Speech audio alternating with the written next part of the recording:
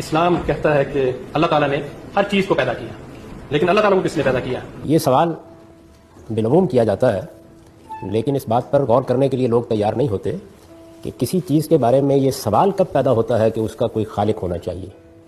یہ سوال اس وقت پیدا ہوتا ہے جب ہم اس چیز کا مطالعہ کرتے ہیں، اس کا جائزہ لیتے ہیں، اس کا انالیسس کرتے ہیں، تجزیہ کرتے ہیں، اور یہ واضح ہو جاتا ہے کہ یہ مخلوق ہے، یہ بنی ہوئی ہے۔ ہم اس کائنات کے بارے میں یا اپنے بارے میں یہ سوال اس لیے کرتے ہیں کہ اس کا کوئی خالق ہونا چاہیے کہ یہ مخلوق نظر آ رہی ہے، یہ بنی ہوئی محسوس ہوتی ہے، اس میں ایک ذہن کار فرما محسوس ہوتا ہے۔ جب کوئی چیز اپنے وجود سے ایکسپلین ہو جاتی ہے تو کبھی ہم یہ سوال نہیں کرتے کہ اس کا کوئی بنانے والا ہونا چاہیے۔ یوں نہیں کہا جاتا کہ ہر چیز کا ایک خالق ہے، کہا یہ جاتا ہے ہر بنی ہوئی چیز کا ایک خالق ہے، ہر مخلوق کا ایک خالق ہے۔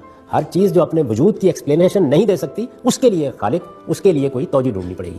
تو پہلے چیز کے بارے میں فیصلہ کیا جاتا ہے، پھر خالق کا سوال پیدا ہوتا ہے۔ یہ جو آپ نے نقل فرمایا ہے کہ اسلام کہتا ہے کہ ہر چیز کا ایک خالق ہے، اسلام نے یہ کبھی نہیں کہا۔ وہ یہ کہتا ہے ہر مخلوق کا ایک خالق ہے، ہر نظم کا ایک ناظم ہے، ہر معلوم کا ایک عالم ہے۔